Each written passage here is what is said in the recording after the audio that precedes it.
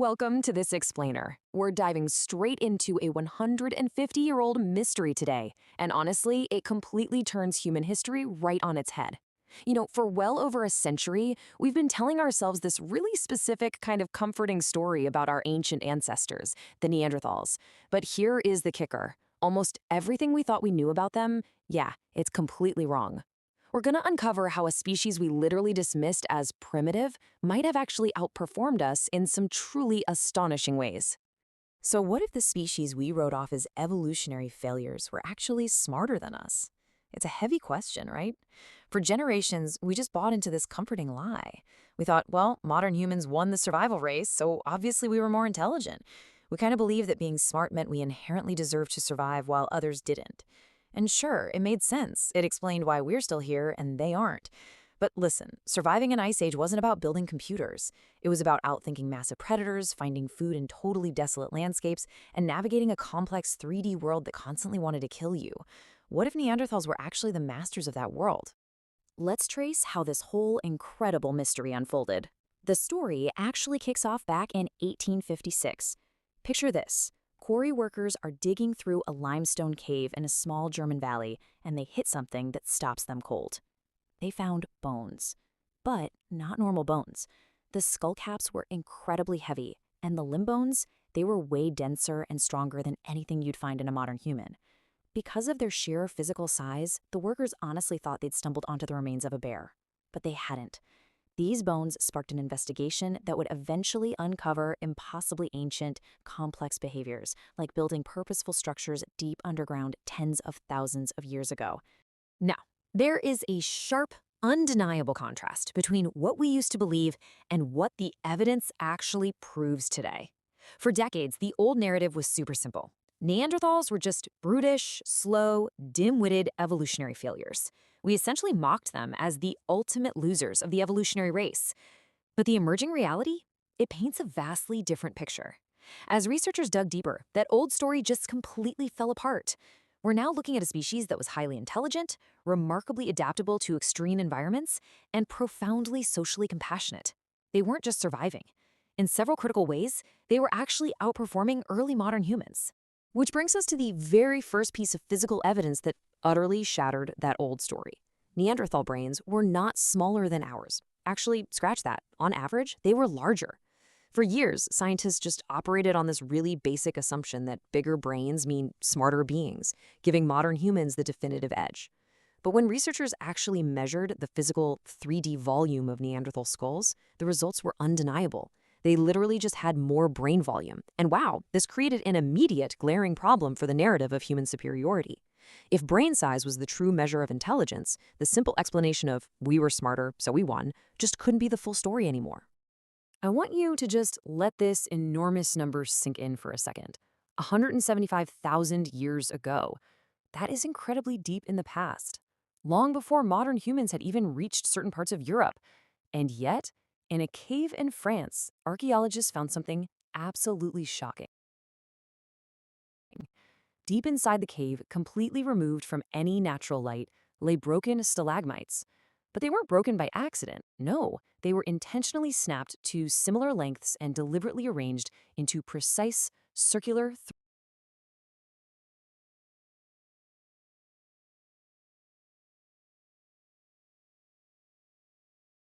3D structures.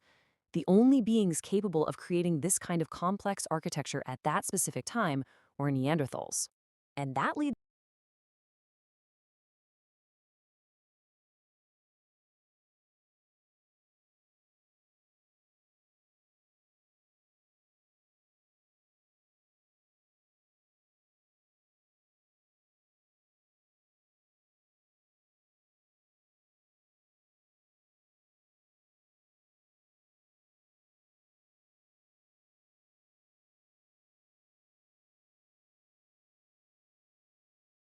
us to a really pivotal question. To build these complex 3D structures deep underground in a pitch-black cave system, Neanderthals would have absolutely needed to master fire. They would have needed the ability to carry that fire safely, combined with intense planning, group cooperation, and a very high level of abstract thought. Primitive, dim-witted species simply do not possess those capabilities. And here is the most baffling part. This massive project had absolutely nothing to do with hunting or eating, so why would they do it? Well, it strongly points to a species driven by purpose, ritual, and deeply complex internal lives.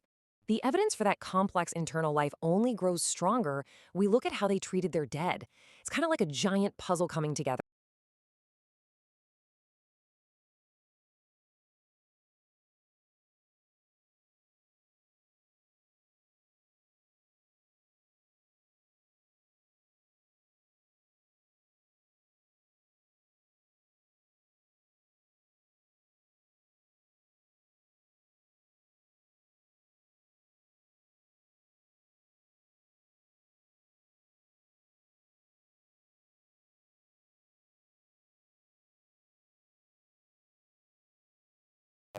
Researchers investigating a cave in Iraq discovered the skeleton of a Neanderthal surrounded by clusters of ancient pollen.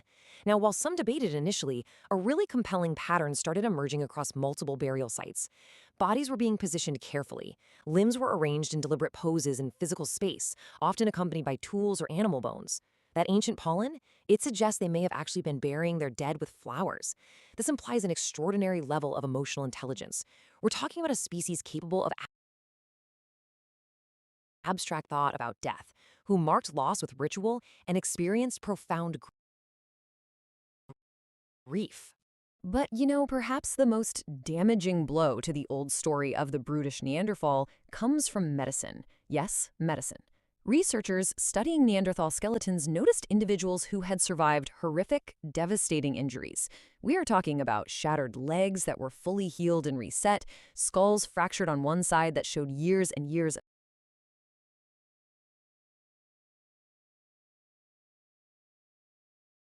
of healing afterward. These were severe, completely crippling wounds. Wounds that would have left these individuals totally unable to hunt, walk, or contribute to the group for extended periods of time. I want to pause on this incredibly powerful quote for a second. Nature doesn't usually keep liabilities alive. Just think about the brutal, totally unforgiving calculus of surviving an ice age. Food is scarce. Predators are literally everywhere. An injured member who cannot hunt is a massive liability to the group.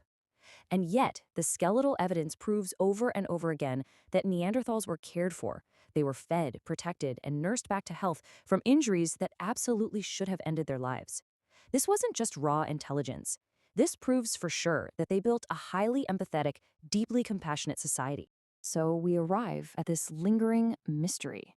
If Neanderthals had larger brains, built complex underground structures, buried their dead with flowers, healed their wounded, and crafted highly refined weapons perfectly capable of taking down massive Ice Age animals like mammoths and woolly rhinos, well, why aren't they here today? The obvious answer was always that we must have simply outcompeted them or maybe wiped them out in some grand battle for survival. But the tools and hunting strategies between our two species really weren't drastically different. So what actually happened?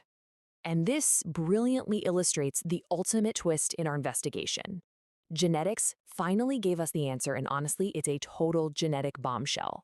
When researchers sequenced the Neanderthal genome, they completely shattered that old narrative. Modern humans of European and Asian descent carry actual Neanderthal DNA. In many people, it accounts for 1 to 4% of their entire genetic code. This means they didn't go extinct because they were outcompeted. No, we didn't just coexist in a freezing landscape. Our ancestors successfully interbred with them across generations. Let's walk through how this builds into the really sobering truth of human history. First, modern humans simply arrived in a landscape in much larger numbers. The Neanderthal populations were smaller to begin with, and they were spread much thinner across that brutal environment. Next, over thousands of years, generations of interbreeding occurred between the two species. And finally, the smaller Neanderthal population wasn't wiped out by war or competition at all. They were just gradually absorbed. Their bloodline didn't vanish. It dissolved directly into ours. So, the really crucial point here is what those surviving genes are actually doing today. Because the Neanderthal DNA inside modern humans aren't just random, dormant, leftover fragments. They are highly functional and extremely active. In fact, some of these genes are directly linked to stronger immune responses. When our ancestors were migrating into new, totally unfamiliar environments, it was Neanderthal biology that helped their immune systems fight off new diseases. The very species that history credited with replacing the Neanderthals actually relied on their specific genetic gifts just to survive. How crazy is that? Which brings us to our final and probably most profound question. What parts of them live on in you? We literally spent over a century mocking Neanderthals as dim-witted losers, but the truth is just so much more beautiful. They built precise tools, they navigated complex 3D cave systems to create purposeful architecture, they experienced profound grief, and they fiercely loved and healed their wounded. When our two species met, history's verdict wasn't extinction, it was union. We didn't outsmart the Neanderthals, we became them. So the next time you think of a Neanderthal, remember that somewhere in your own DNA, there might just be a fragment of that ancient, brilliant survivor looking right back at you. Thanks for joining me for this explainer, and keep questioning what